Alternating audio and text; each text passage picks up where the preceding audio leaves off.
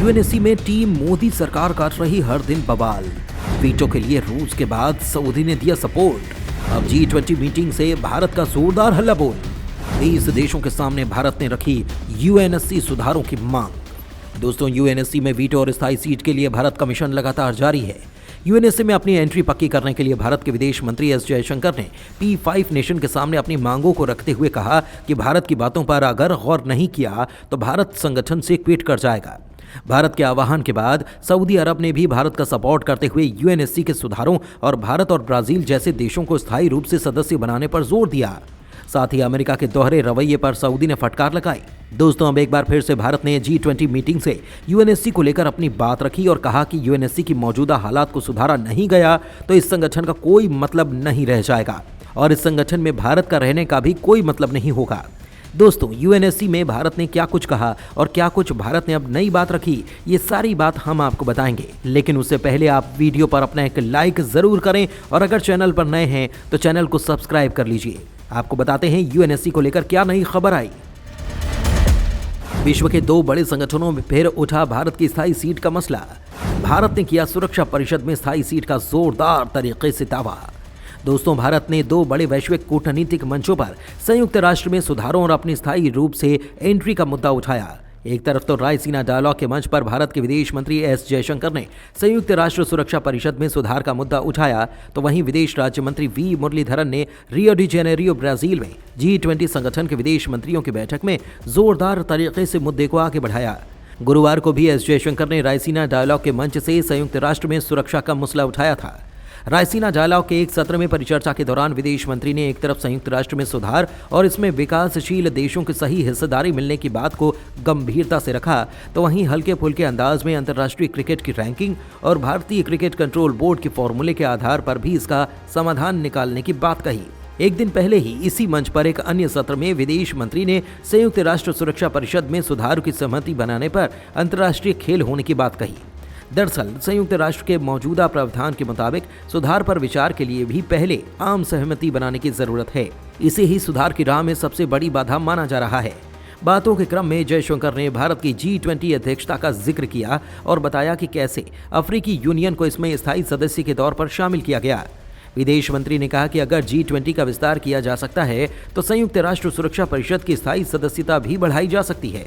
विदेश मंत्री एस जयशंकर ने भी हाल ही में कहा कि भारत को संयुक्त राष्ट्र सुरक्षा परिषद में स्थायी सीट जरूर मिलेगी।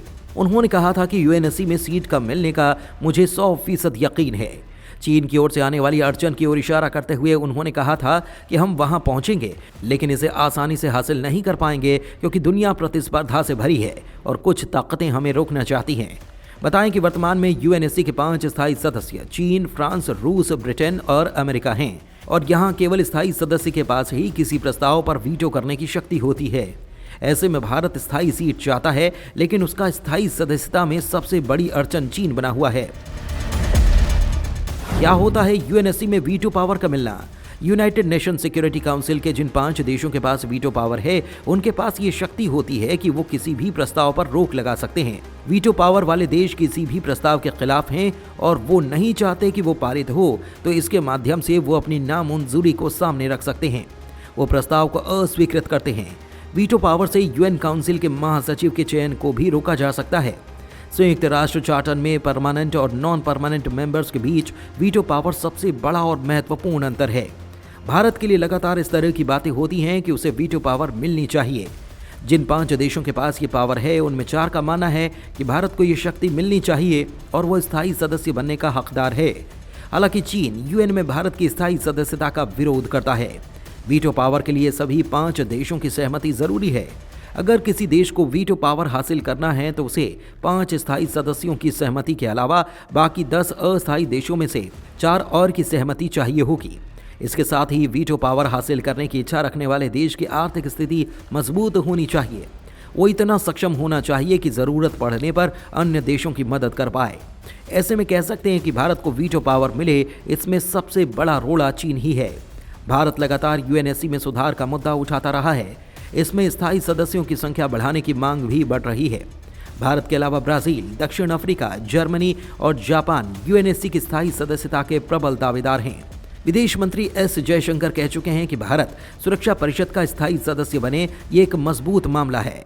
परिषद में सुधार की आवश्यकता पर व्यापक वैश्विक सहमति है, क्योंकि ये दुनिया की वास्तविकताओं को नहीं दर्शाता। दुनिया में लगातार बढ़ रही है भारत की ताकत। इकोनॉमी से लेकर रक्षा क्षेत्र तक बज रहा भारत का डंका। हाल ही में भारत दुनिया की 5वीं सबसे बड़ी इकोनॉमी बना है। यह जगह हमें उस ब्रिटेन को पछाड़ कर मिली जिसने लंबे समय तक हम पर राज किया। सबसे तेजी से बढ़ती अर्थव्यवस्था बनने के साथ ही ग्लोबल पिक्चर तेजी से बदली। जो देश हमें पूछते तक नहीं थे, वे बड़े आयोजन में हमें न्योता देने लगे। यानी कि अब गेंद हमारे पाले में है। लेकिन इसके बाद भी कहीं कुछ अटका है। कई ऐसे ग्रुप हैं जिनका सदस्य चीन तो है, लेकिन भारत नहीं। संयुक्त राष्ट्र सुरक्षा परिषद ऐसा ही एक नाम है। इसे दुनिया में सबसे ताकतवर बॉडी माना जाता है, जिस पर अंतर्राष्ट्रीय शांति और सुरक्षा पक्की करने और यूएन चार्टर में किसी भी बदलाव को मंजूरी देने की जिम्मेदारी है। ये बहुत बड़ी बात है, क्योंकि सीधा असर दुनिया के हर देश पर पड़ता है। माना तो यहाँ तक जाता है कि इस बॉडी के जरिए वर्ल्ड बैंक जैसी संस्थाओं पर भी असर डाला जा सकता है।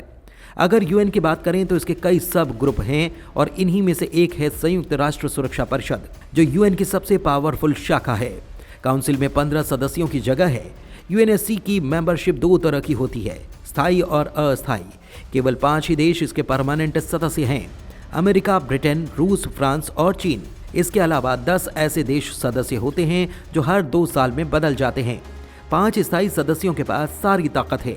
ये कह सकते हैं कि यही देश इस ग्रुप के कर्ता धर्ता हैं।